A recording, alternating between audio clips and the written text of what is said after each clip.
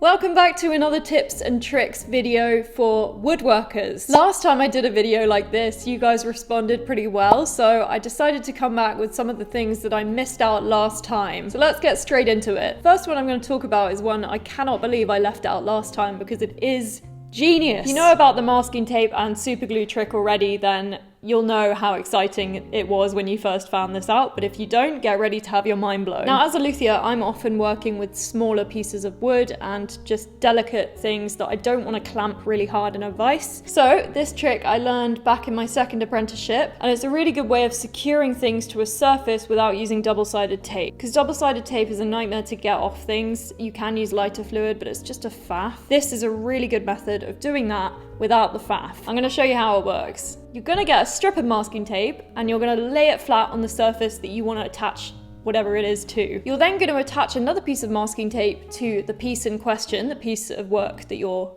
wanting to attach. You're then going to run a line of glue along that masking tape on the bench surface and then press the masking tape that you've put on your workpiece flat down onto the bench. Hold it there for 20 seconds and when you release, you'll find that there has been a very strong bond formed between the two pieces of masking tape. This allows you to crack on and do whatever you want without worrying about it unsticking like you might with double-sided tape or being damaged like you might in a vise, because masking tape famously is very good at not damaging any workpiece that you're working on. When you are ready to take the workpiece off the surface, you can of course do so very easily at the source of the masking tape and it just peels off like a dream. The next piece of advice I'll give you is to save your used scalpel blades. Very good way to secure very delicate inlays. So if you're waiting for something to dry with tight bond, for example, you can just pop a scalpel into the wood, pushing the inlay against the piece of wood that you're gluing it to. Really good way of holding an inlay in place, although you have to be careful not to damage the wood beneath it.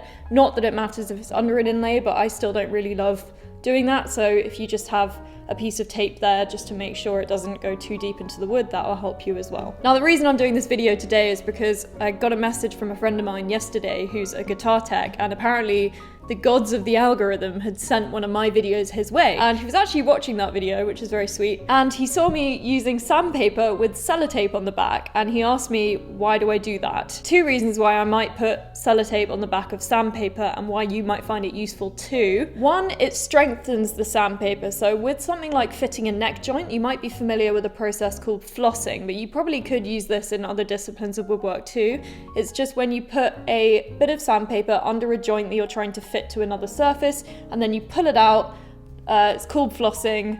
Not sure why. I suppose it's like when you're flossing your teeth. If anyone knows why, drop it in the comments. It just means that you can get that joint nice and seated and make sure there are no gaps. But I find that when I use normal sandpaper that doesn't have a sellotape on the back, it does get stuck if the joint is really tight. So giving that little bit extra lubrication with the slippery sellotape, you have to use sellotape, not masking tape for that reason, really gives it that extra leverage to just slip out of the joint. But also it does give it that extra bit of strength, and sandpaper can be very, very flimsy and it does break, especially when you're putting it under a bit of pressure.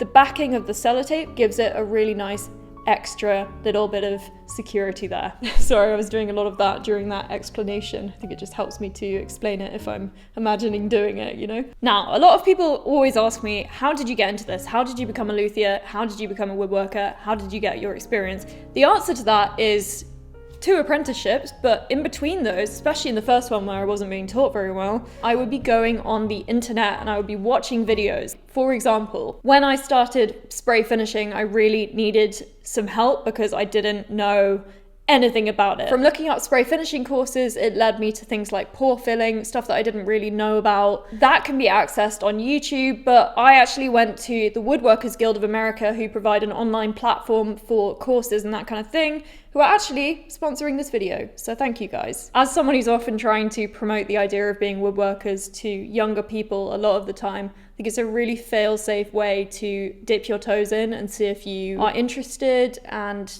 just to get thinking in different ways and using your hands in different ways, especially if you like to be challenged. Guys, there are so many videos on there that you might find useful, especially if you're watching this video, from things like how to cut bowl blanks from logs, workbench plans, advanced sanding techniques, router techniques, anything that you might need, especially safety-wise, very useful. If you have an employee or a daughter or a son that you want to get into woodworking, you can just sit them down with this and show them some safety techniques.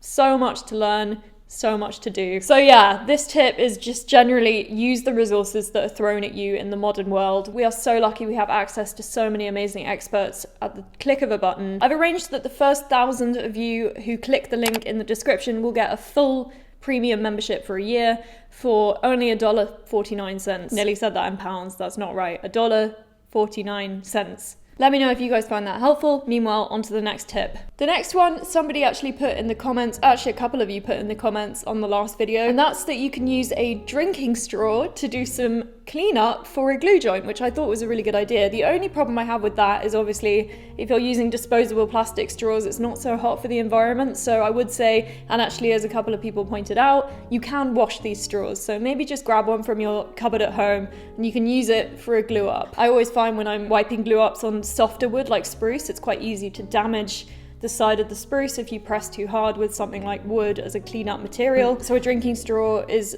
quite a good solution for that because it's softer and it will bend to the actual angles of your glue up. On that note, another one that I just wanted to bring back from last time was I gave you my advice on using a bit of super glue in the middle of a very slippery joint. A few people commented that you can use table salt, just sprinkle it on after you've used your Type Bond or whatever glue you're using, and then that will secure the joint much like super glue would act. Also, little sprinkle of sawdust if you don't have any table salt in your workshop. Thank you for the people who pointed that out. I will probably be using that instead of my super glue trick because I've got plenty of sawdust to go around and salt. Next one I want to talk about is something I probably use every day, and again I just forgot it in the last video, but I have a drawer under my bench full of candles. It's not because I like a romantic dinner in my workshop every now and then, it's because these are fantastic for lubricating your plane, the base of your plane, so that when you're planing, especially things like end grain that require that little bit of extra lubrication, you are laughing. Now interestingly, I bought this way back when to use when I was sawing frets, because again you can use it on saws. It's very good to lubricate the saw when you're doing a tighter kerfing.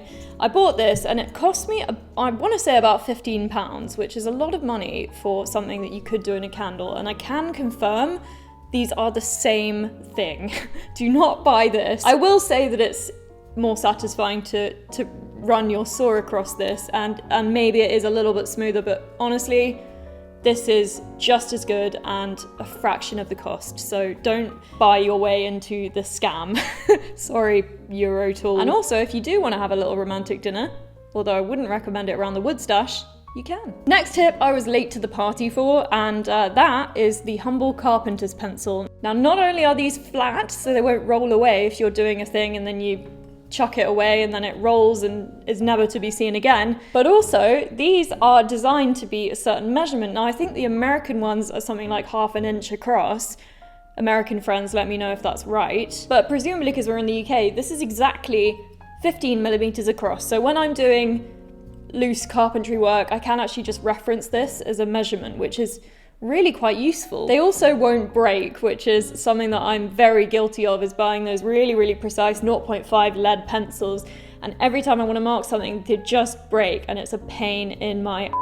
You can do your face mark, no problem, and they won't break. And actually, you know, this is pretty sharp, comes with a sharpener, and you can just use your chisel to make it sharper if you're doing precise work. Probably save you a lot of time and swear words. On that note, I went to a friend's workshop the other day. He's a leather worker, and I just thought I'd go for a chat, and he was measuring up like a thread or something that he was sewing with, and he was like, oh, it needs to be 1 inch, and he looked at his thumb and did this, and I was like, what did you just do? And he was like, I've measured my thumb, and my thumb is exactly 1 inch long, or part of his thumb or whatever.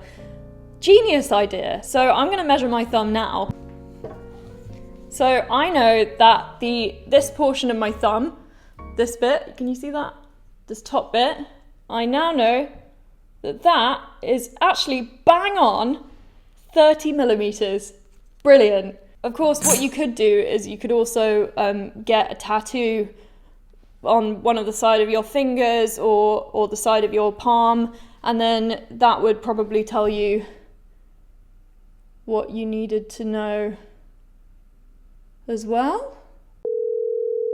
So sometimes the tattoo can drop out. What does that mean? Well, as in it heals, and it can heal very, very patchy.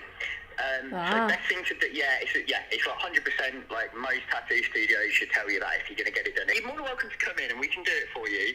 But just have to realise that it's one of those risks with it that it can heal patchy. Just Google what they look like on the side of the hands sometimes when it heals. Sure. What about on the side of a finger? Like exactly the same thing there. Like side of the finger, side of the hand. Think about it, the skin's really similar. If you wanted something that was geometrically correct, yes, we can put the design on the hand, but it's not going to be the same like as if you had a measuring ruler, is it? Because your skin moves, your hand moves. It's going to move, isn't it? Yeah, but they're just things to think about. So I'm not trying to put you off getting it done, but I'm also just letting you know like the realistic expectations of having it. Thank you. Bye. Yeah, maybe not.